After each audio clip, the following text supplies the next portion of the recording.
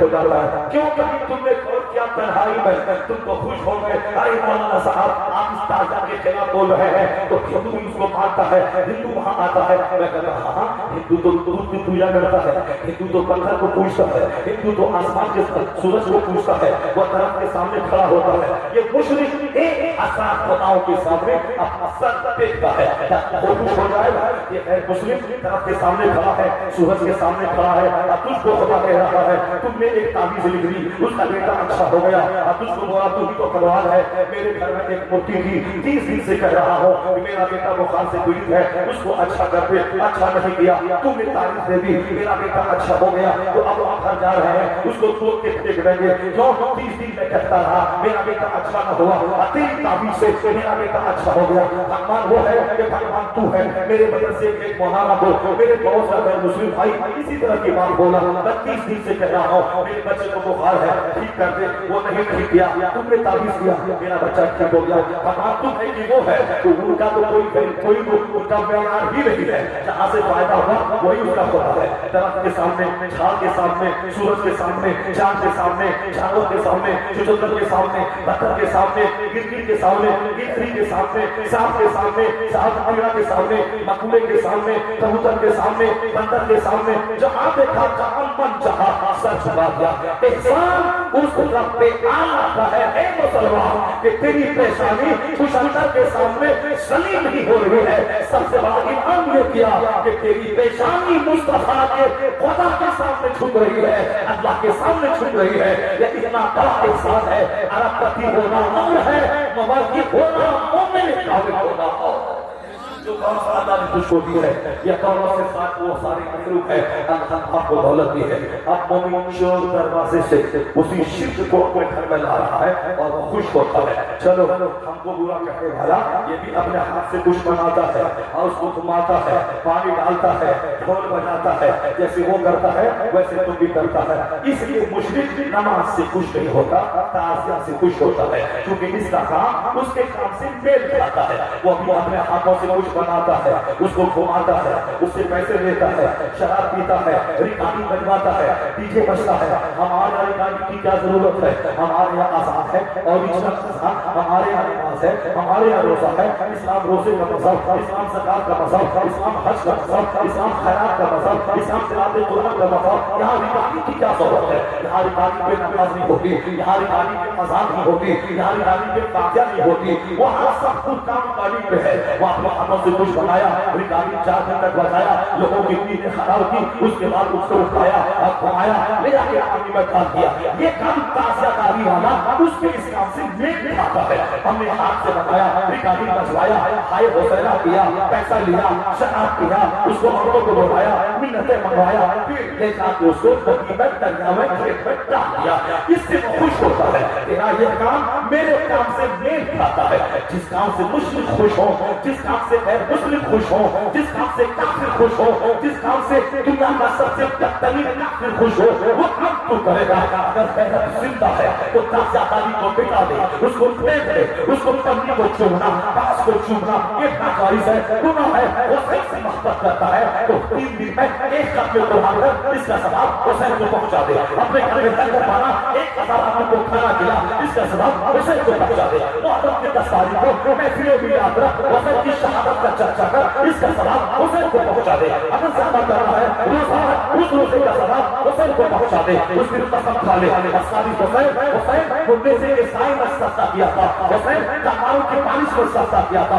میں اپنے محلے کی ایئر کنڈیشن مسجد میں بھی سزا نہیں کر پا رہا ہوں. حسین کے سستے سے سبق حاصل کے میرا نام نیزے کے قرآن کو ہاتھا، ہم اسی علی مسجد میں قرآن پڑھیں گے. میرا امام ہماروں کے وجود میں سستا کیا تھا. ہم روزانہ 5 ٹائم ایئر کنڈیشن مسجد میں سستا کریں گے. تیرے 50,000 کروڑ روپے کا تازیہ بنانے سے حسین تو ناراض ہوں گے، خوش نہیں ہوں گے. اگر تم نے عہد کر دیا میں بھی ہم بولوں گا، میں سچ نہیں چھوڑوں گا تو حسین تو سے راضی ہوں گے، حسین تو سے خوش ہوں گے. حسین خوش ہوگا تو تیری کمائیں دور ہو جائیں گی، تیرے گھر میں رونق بن سکے، تیرے گھر میں برکتیں آئیں گی. حسین کو خوش کرنے کا طریقہ ہے جہالت کا خاتمہ کر دے، شریعت پر عمل کر. حسین بھی خوش ہوں گے، حسین کا نام بھی خوش ہو جائے. تکبیر، نعرہ رسالت. حضرت علامہ مفتی شاہ جہاں صاحب قبلہ.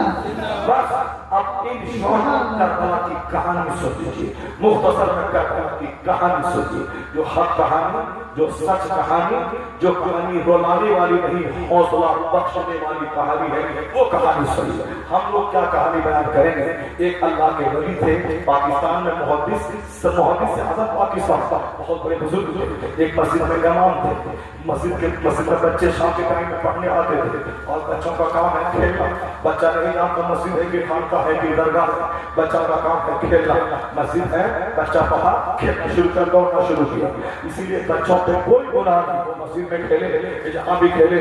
بچے گنہگار غیر مکلف ہوتے ہیں مگر دوسروں کی نماز میں خلل نہ پہنچے، اسی لیے بچوں کے لیے مسجد نہیں آنا چاہیے. جو بے شعور بچہ شعور والا ہے سمجھا بجھا کے لانا چاہیے. نماز فرض نہیں ہوتی ہے 8 سال 7 سال میں، لیکن بچہ آتے جاتے رہے گا، مسجد کی محبت پیدا ہوگی. بچہ نماز ختم ہوگی مسجد میں کھیلے گا، جہاں کتاب ختم ہوگی سبق ختم ہوا مسجد میں کھیلے گا. مسجد میں متولی بولا، اے مولانا صاحب بچے کھیلتے ہیں آپ نہیں سمجھاتے ہیں؟ کہا ارے بچوں کا کام تو کھیلنا ہے، وہ مسجد ہے، خانقاہ ہے، مدرسہ ہے، بچہ پڑھنے ختم کرنے کے بعد کھیلتا ہے، اس میں کیوں پریشان ہوتے ہیں؟ نہیں چلے گا، یہ مسجد ہے، میں متولی ہوں اور امام صاحب ہیں، آپ بچوں کو منع کیجیے کوئی مسجد میں نہیں کھیلے گا. کہا ہے متولی صاحب کل اسی ٹائم میں آنا جس ٹائم میں بچہ پڑھنے آتا ہے اور کھیلتا ہے اس ٹائم میں تم آ جانا. متولی صاحب کو سوچا تھا یہ معمولی سا مولوی ہے، مولوی چھوٹا ہے، بڑا آیت ہماری شریف پڑھانے والا، حدیث پڑھانے والا محدث ہے، بڑا مولوی ہے. مولوی چھوٹا، مولوی بڑا، یہ بڑا مولوی ہے، امامت کرتا ہے اور کوئی بات تو نہیں ہے. وہ آ گیا مغرب کے بعد جب بچوں کے پڑھنے کا ٹائم تھا. اس ٹائم میں جب آیا تو کہا کہ اے متولی ادھر آؤ. متولی کو بلایا، ان کو کہا ادھر دیکھو ممبر کی طرف کیا ہے. جب مسجد کے ممبر کی طرف متولی مسجد کا دیکھا تو دیکھا کہ ممبر پر مصطفیٰ جان رحمت جلوہ گر ہے. مصطفیٰ جان رحمت جلوہ گر ہے. بچے کھیل رہے ہیں، مصطفیٰ دیکھ کر مسکرا رہے ہیں. یہ کرامت مجھ سے بیان کیا پاکستان کا ایک مولانا. کہاں بیان کیا؟ مسجد حرام، خانہ کعبہ کے چاروں طرف مسجد ہے، وہ مسجد حرام ہے اور بیچ میں خانہ کعبہ، اس کے چاروں طرف مطاف طواف کی جگہ. تو طواف کے بعد جو مسجد ہے وہ مسجد حرام ہے. اس مسجد حرام میں بیٹھا تھا. پاکستانی مولوی میرے سے قریب آ کے وہ پوچھنے لگا کہاں سے آئے، کیا کرتے ہو؟ جب بات چلنے لگی بولا محدث اعظم پاکستان سردار احمد کو جانتے ہو؟ میں نے کہا میں نام تو سنا ہوں، وہ بریلی شریف میں پڑھے، پھر یہاں سے پاکستان بننے کے بعد وہاں چلے گئے. کہا سرور کی ایک بات سناتا ہوں. ان کا شجرہ بھی ہم کو دیا ہے، شجرہ میرے پاس بہت دن تک رہا. اس کے بعد یہ بولا کہ حضرت یہ کرامت ہے کہ متولی کو مصطفیٰ کا دیدار کروا دیا. تو پھر اس کے بعد سے محدث اعظم پاکستان کی بڑی قدر کرنے لگا، عزت کرنے لگا. یہ صرف عام مولوی نہیں ولی کامل ہے.